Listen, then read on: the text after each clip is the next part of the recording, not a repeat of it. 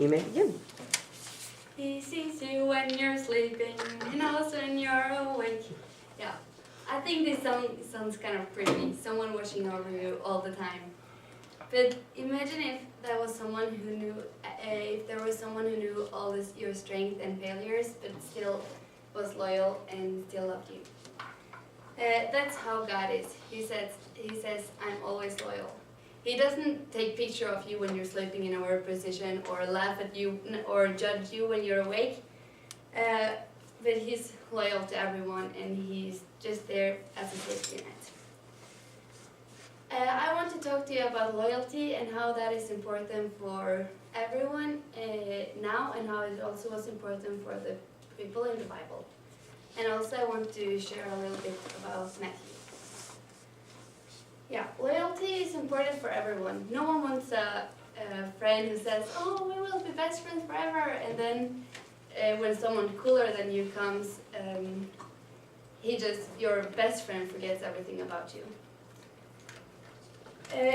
On the mountain in Galilee, Jesus told his disciples before he ascended to heaven that surely I am with you to the very end of age. This is written in Matthew 28:20, and he's speaking to everyone. He's speaking to believers and non-believers.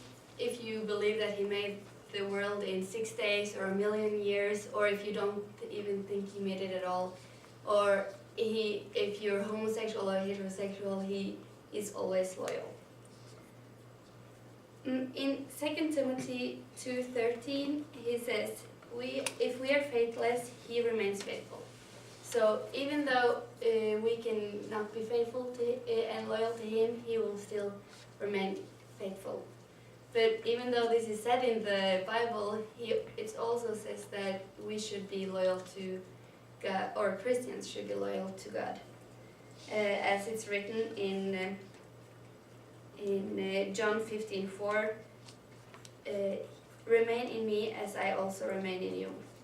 And it's written that if you do this, you're not just being loyal to God, but you're also being able to achieve great things, as it's written in Philippians 4:13. I can do all things through him who gives me strength. Loyalty is not just important for us today, and it was also important for the people in the Bible. And in your handout, you can find a story about Daniel in the den of lions. And he was really loyal to his God, and because of this, he was able to achieve great things. Another loyal man in the Bible is Matthew. He was the man who wrote my main verse today. His symbol is an angel, or a man with the wings, and you can also read about that in your handout later, but for now you can just put it away. And he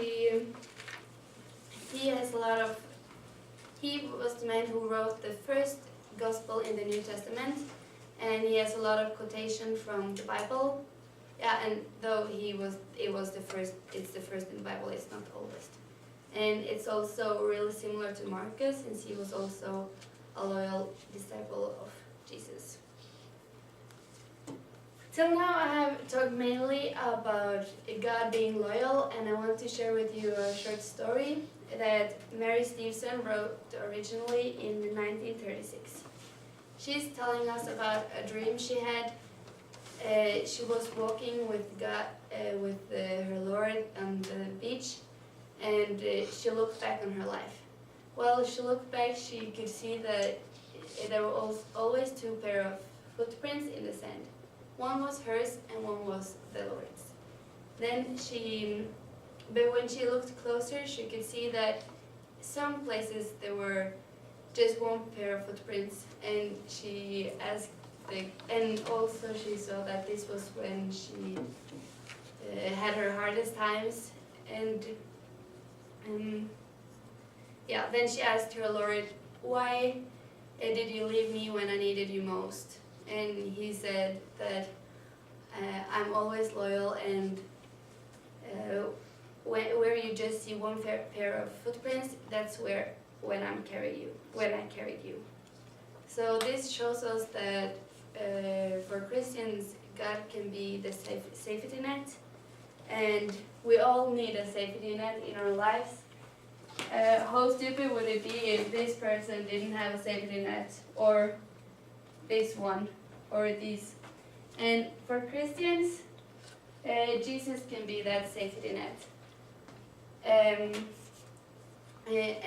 because he's always loyal and he will catch you if you fall.